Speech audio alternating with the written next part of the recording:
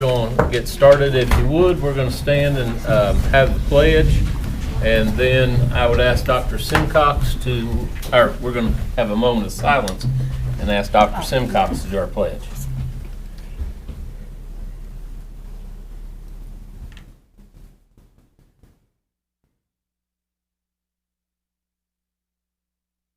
Dr. Simcox. I pledge allegiance to the flag of the United States of America and to the republic for which it stands, one nation, under God, indivisible, with liberty and justice for all.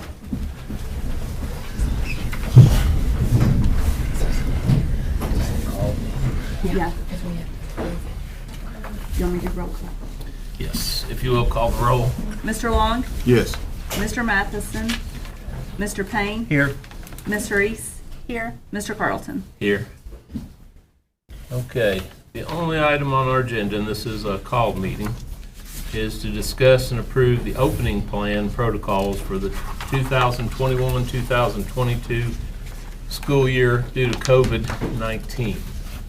And what I'd ask first is for Dr. Simcox, if she would, to explain what it is that we're going to be considering. Okay, and it's actually on the screen, and I think Rob has it because we are streaming live so the people watching can see. Again, this is a draft plan because it has to be approved by the board. But this is in working on a draft plan. This is what the guidelines we have developed for the school starting on August the 10th. Our plan and our goal is to go back to as normal as possible.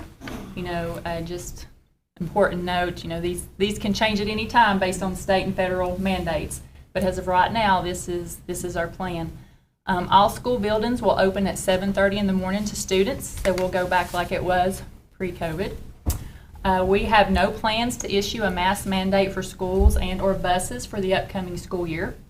Students and staff may wear a mask if they so desire, but it will not be a requirement. We do encourage masks for those who are not vaccinated. Number 3, we will continue to encourage staff and students to be vaccinated, but we are not requiring vaccinations. Number 4, students will have assigned seats on the bus. We did this last year, and there will be no changing of buses at any of our schools. That seemed to work well, and I think that's probably something we will continue in the future because that did work well for us.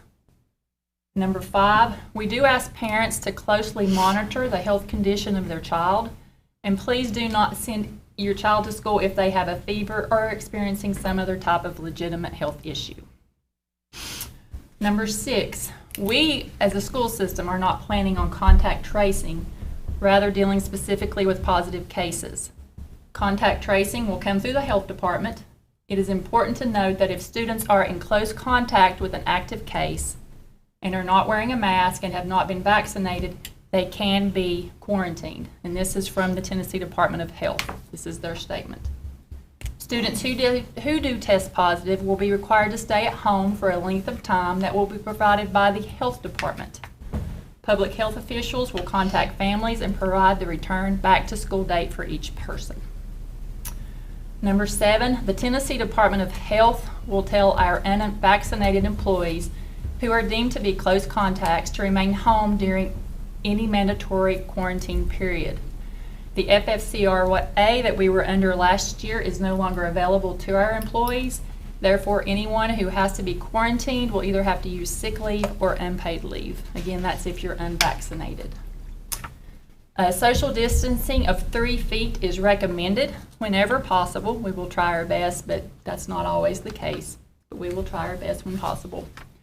We will, number 9, return to eating in the cafeteria as we have done in the past, serving both breakfast and lunch, and again, that is free to all our students. However, our food service staff will serve items on the line instead of allowing students to reach in and take specific items from the lunch line. That's great. We did that last year. Number 10, we will allow students to attend field trips and participate in class and school club experiences this year. I know they missed that last year.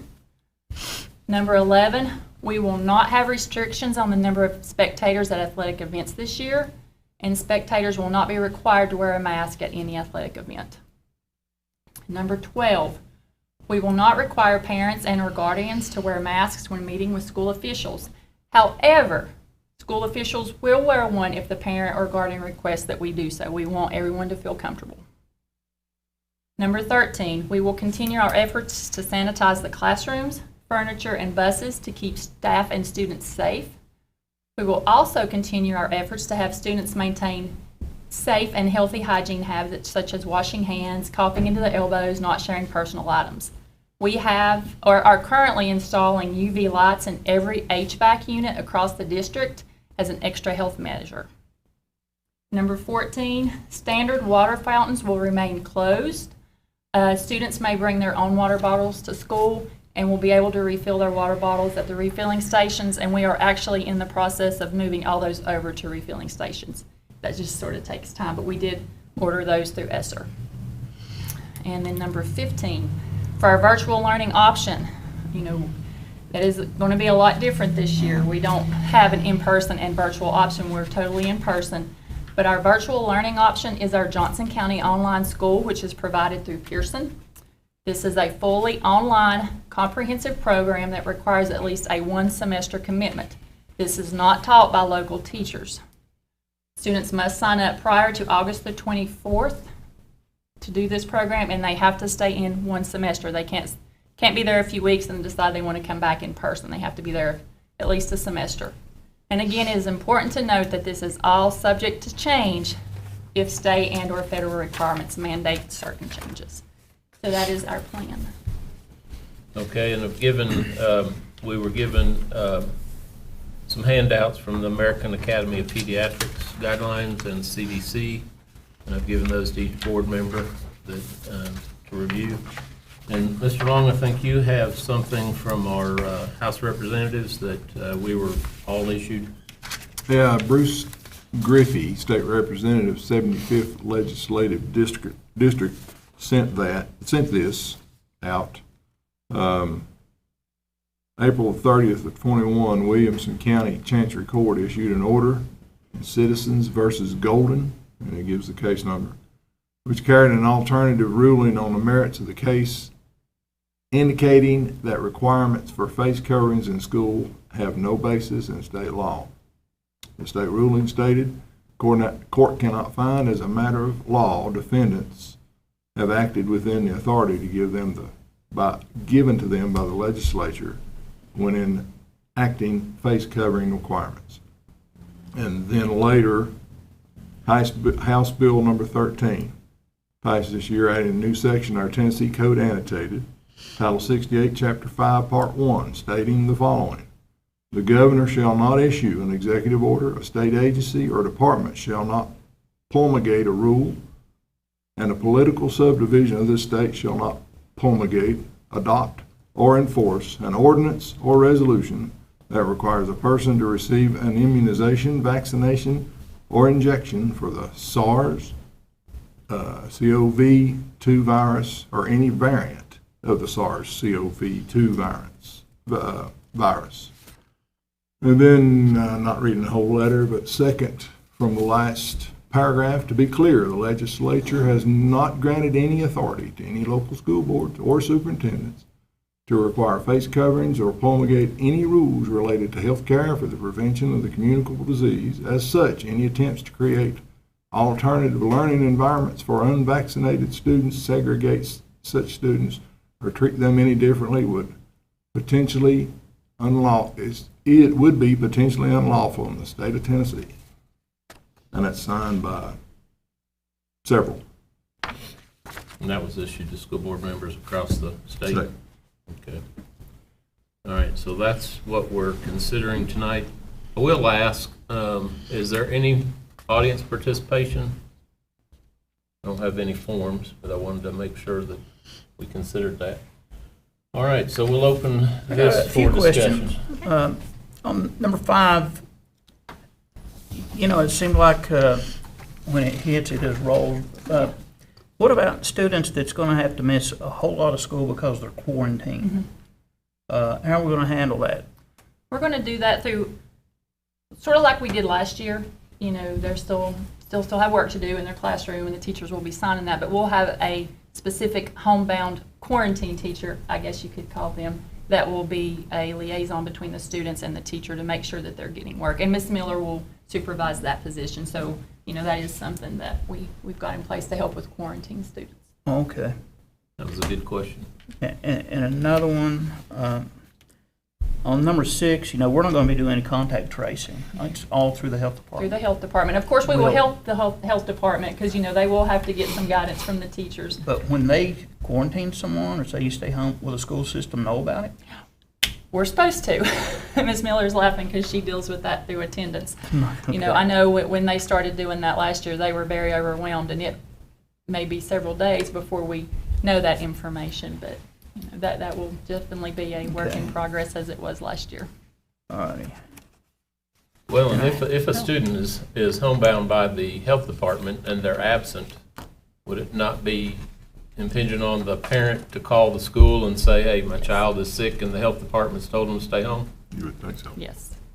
What we're going to do that we've discussed so far, I haven't contacted the health department because I wanted to get the approval, and have you all approve the plan. But my thought is to contact the health department, and when a child does test positive for COVID, we are going to ask that we receive some sort of notice, whether it be a written doctor excuse that they would normally take to school. They will let me know how long they need to be quarantined. They will not be counted absent from school. They will be coded as a homebound student. The parents just cannot call and say they put Johnny on quarantine for 2 weeks. Because I think if we do that, we're going to have a lot of parents calling every time somebody coughs or sneezes. So once this plan is approved, next week sometime I will call them, talk about the process and what we need, and then I will contact the homebound COVID teacher, quarantine teacher, I don't know what to call it yet. And then we will get the ball started with getting work, and as Dr. Simcox said, she will be the liaison between the student and the teacher.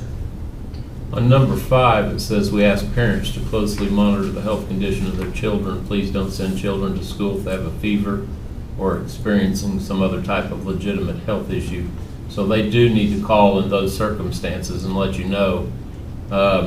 Now, is the homebound effective then, or is it only on down when they are health department? Yeah. Okay. All right. Because I think when Mike asked that question a minute ago on number 5, we said homebound. Yes, So, for quarantine homebound's quarantine only. and active cases. But parents should keep a child home, and what's generally the guidance is what, 24 hours without a fever? I think that's what it should be. That's what's in the handbook from Wendy. Okay. Any other questions? On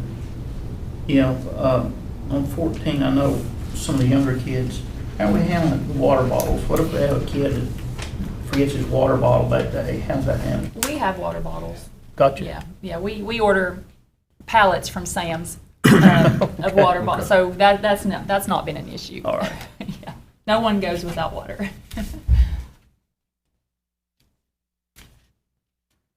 That's Mr. Chairman, all I it- move we approve that's the all I protocol. would.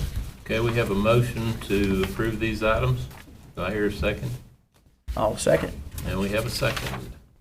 And I would just like to point out when we vote that we are encouraging vaccines and masks, but it's not mandated. But, just encouraging those. And people who do wear masks certainly shouldn't be ostracized for wearing that mask.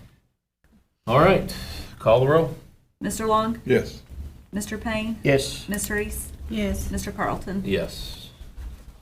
All right, so this is the only item we can discuss because it's a call meeting for that. So do I hear a motion? I make a motion to adjourn. All right, we're adjourned.